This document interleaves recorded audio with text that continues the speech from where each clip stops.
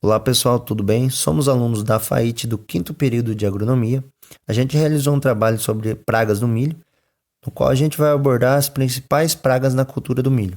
Eu me chamo Olegário e eu vou falar sobre a cigarrinha, a Dalbulus maíz, que é uma das principais pragas na cultura do milho.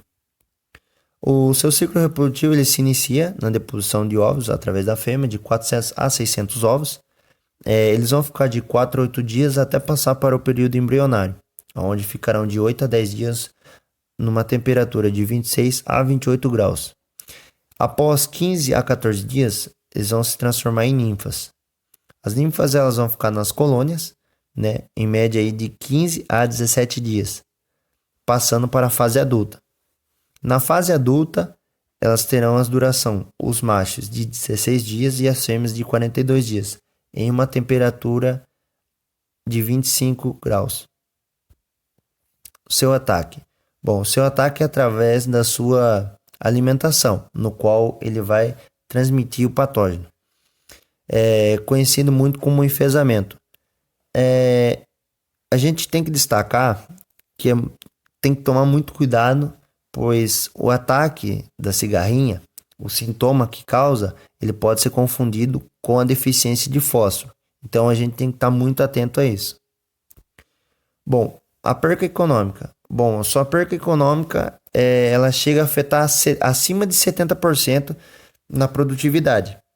Bom, seus prejuízos aí, levando em consideração que o milho é um dos principais grãos cultivados, né? Com 101,9 milhões, né, de toneladas, segundo a estimativa da Conab, é uma perca muito grande. Os métodos de controle químico e biológico, né?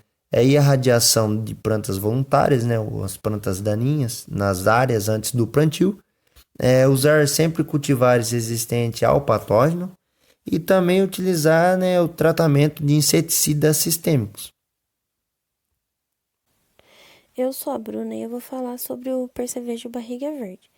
Ele está entre as pragas de maior importância econômica na cultura do milho e ele ataca principalmente a fase inicial da lavoura.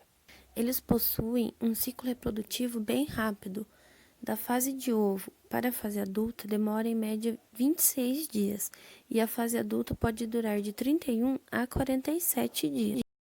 Eles possuem em média 9 milímetros de comprimento. Sua coloração é marrom uniforme, o abdômen verde e os espinhos nas laterais são negros. As ninfas são marrom e a cabeça é pontiaguda. No ataque, eles sugam a seiva da base do como, causando o murchamento da planta e depois o secamento. Porém, também eles podem provocar o perfilhamento do milho, que torna a planta improdutiva. O ataque tem grandes percas econômicas na cultura e, quando eles são mais intensos, podem causar prejuízos de até 29% na produção. No controle, a melhor estratégia é a realização do manejo integrado de pragas, o tratamento de sementes com inseticidas sistêmicos, pulverização logo após a emergência das plantas quando é constada a presença dos insetos. O controle pode ser também biológico e deve-se realizar o controle de plantas daninhas da área também. Olá, eu me chamo Liliane, sou aluna do quinto período de agronomia noturna da FAIT e hoje eu venho apresentar para vocês duas pragas da cultura do milho. Todos nós sabemos que o milho, assim como qualquer outra cultura, ela está sujeita ao ataque de pragas praticamente em toda a sua fase de desenvolvimento, né? Eu venho falar hoje do Rhopalosiphum mates, que é o pulgão do milho. O pulgão do milho, ele é um inseto pequeno, né? Quando adulto, ele mede cerca de 1,5 mm de comprimento. Ele possui corpo mole piriforme, antenas longas, e o aparelho bucal é tipo picador-sugador, pois são insetos que sugam a seiva da planta, né? São cascudos e podem ou não possuir asas, né? O pulgão, eles são insetos que vivem em colônias, geralmente dentro do cartucho da planta, né? São insetos que atacam a gema da planta, os cartuchos e também podendo atacar o pendão. O ciclo reprodutivo deles variam de 20 a 30 dias, né? As fêmeas elas dão origem a cerca de 70 novos pulgões e a sua reprodução é de forma sexuada. As fêmeas elas não precisam de machos para se reproduzir. Elas dão origem às ninfas e não a ovos. E a rapidez do desenvolvimento das ninfas elas são influenciadas pela alta temperatura, pois quanto mais alta, maior será o desenvolvimento das ninfas. O ataque dos pulgões na cultura, eles podem trazer sérios danos, né? Que como eles se alimentam da seiva das plantas, eles proporcionam o desenvolvimento de fungos, como a fumagina, que mostra a primeira imagem, com sintomas recorrentes do ataque de pulgões, né? Isso acaba interferindo na polinização e prejudicando a atividade fotossintética da planta.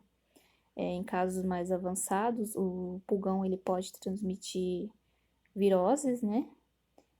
Pode levar a planta à morte e também causa perfilhamento de espigas, espigas atrofiadas e espigas com granação deficiente. Como mostra a segunda imagem, né? A letra A, que é a morte de plantas, a letra B, o perfilhamento das espigas, e a C, espigas com granação deficiente. Em alguns casos, esses sintomas podem ser até confundidos com problemas de polinização, porque os pulgões, eles adquirem o vírus em segundos, e dessa mesma maneira que eles adquirem em segundos, eles transmitem o vírus rápido para outras plantas, né? Por isso que o dano pode acabar até levando à morte das plantas, porque a forma de transmissão é muito rápida. Aqui vamos falar sobre as percas econômicas, que devido a essas transmissões de fungos, de viroses, as percas elas podem alcançar até 60% da produção, né?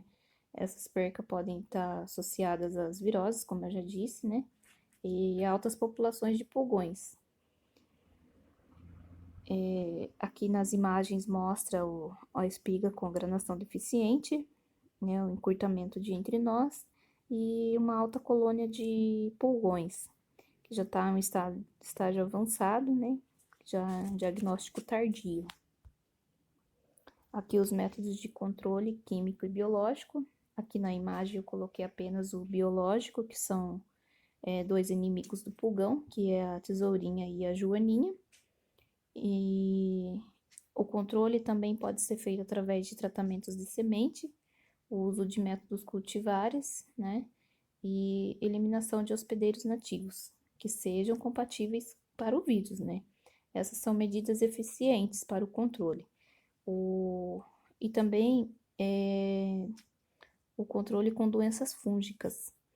Os parasitoides colocam seus ovos em ninfas de pulgões, fazendo com que os pulgões afetados se mumifiquem.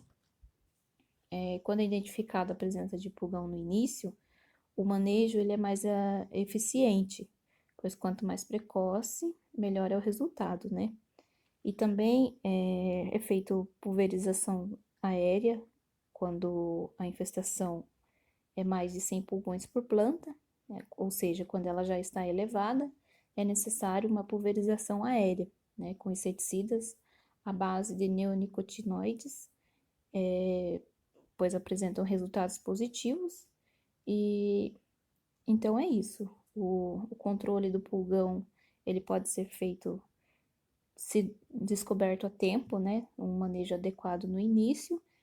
Você consegue controlar ele com os inimigos, com os predadores naturais, né? Agora, já em casos de estágio mais avançados, numa alta população, aí há a necessidade de um controle químico. Olá pessoal, tudo bem? Aqui é o Luan, faço agronomia na FAIT, quinto período. Estou aqui apresentando sobre pragas do milho onde eu vou falar sobre a lagarta da espiga, Helicoverparia, que seria uma lagarta que tem uma grande importância econômica na agricultura mundial. Ela ataca a espiga, se alimentando dos seus grãos. Que eu vou falar um pouco da aparência dela. Primeiramente, eu acho que vou citar os ovos dela, que apresentam ovos esféricos, de coloração branca a amarela, com saliências laterais, passando para marrom próximo à maturação, média de 1 milímetro de diâmetro e são depositados individualmente. A mariposa coloca seus ovos nos estilos estigmas. No entanto, a praga pode também colocar os ovos nas folhas da planta e ainda em estágios vegetativos de desenvolvimento. Num período de 3 a 4 dias, dá-se a eclosão das lagartas que se alimentam do estilo estigma e dos grãos em formação. As lagartas medem cerca de 35 milímetros de coloração que varia entre verde claro, rosa, marrom ou quase preta, com faixas longitudinais escuras e claras, alterando ao seu longo do corpo, cabeça amarela ou marrom. Isso seria um pouco da aparência dessa lagarta. Agora eu vou falar um pouco dos seus sintomas e danos. No milho, o ataque das pragas causa a redução da fertilidade e do peso dos grãos. As lagartas atacam com os estigmas, impedindo a fertilização, provocando falhas em toda a espiga. Ao alimentar-se dos grãos, deixam orifícios que facilitam a penetração de micro-organismos, podendo causar podridões. Em outras culturas, apresentam diversos sintomas. Por exemplo, pragas brocam os frutos, destroem mudas, alimentam-se dentro da coroa da planta, causando buracos e nervura central. Abrem pequenos orifícios na extremidade da flor e causam falhas na produção de grãos. Os danos da lagarta da espiga muitas vezes são confundidos com os danos causados pela lagarta do cartucho, que seria a Spodoptera fungiperca. Quando a larva está presente na espiga, pode-se separar facilmente a espécie através da coloração da cabeça. Por exemplo, a lagarta da espiga ela tem a cabeça de coloração marrom, bem clara, enquanto a lagarta do cartucho apresenta uma cabeça quase preta. Agora eu vou falar um pouco sobre a... Olá, eu sou Lucas Cariati. Hoje eu vim apresentar duas pragas da cultura do milho que tem um alto potencial de dano econômico causado na cultura. Agora eu vou falar um pouco da sua morfologia da Helicoverpa almígera. A Helicoverpa, os adultos apresentam um acentuado dimorfismo sexual e nos machos, nos primeiros par de asas, tem coloração a cinza esverdeado, nas fêmeas pardo alaranjado. Em ambos, sobre as margens das asas anteriores, ocorre uma linha com 7 a 8 manchas e logo acima uma faixa marrom ampla, irregular e transversal, tendo ainda na parte central uma marca em forma de vírgula. As asas posteriores são as mais claras, apresentando uma borda marrom escura nas extremidades apical.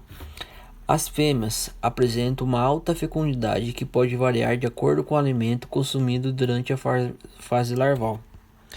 Agora vamos falar um pouco da sua taxonomia do inseto. A sua taxonomia, a Helicoverpa, pertence à família Noctuidae e de insetos sendo de ordem Lepidoptera, de gênero Helicoverpa, tendo a classe Insecta, filo Arthropode e reino Animalia. Sua reprodução. A Helicoverpa possui uma alta capacidade de reprodução, pelo fato de ter uma elevada taxa de ovoposição. Tendo na fase adulta, pela fêmea, ela pode colocar 1.200 ovos. O inseto apresenta ovos de coloração amarelo claros, sendo eles colocados de formas isoladas em talos, flores, frutos, principalmente em períodos noturnos que eles fazem essa ovoposição. O período a lavar é composto por 6 instar, podendo variar de 14 a 24 dias, dependendo do tipo de clima. Pode ter variação de cores, sendo verde, castanho, marrom, preto. Suas linhas laterais coloridos ou não. A cápsula cefálica de cor parda clara, as linhas finas nas laterais do corpo, apresenta de pelos e texturas de tegumentos que apresentam aspectos levemente coriáceo. São detalhes característicos das espécies. A partir do quarto instar, devido à presença dos tubérculos abdominais escuros e visíveis, as lagartas apresentam, no primeiro segmento do abdominal, o formato de célula. No último instar, as lagartas vão para o solo, onde a fase de pupa depende das condições climáticas para entrar de pausa.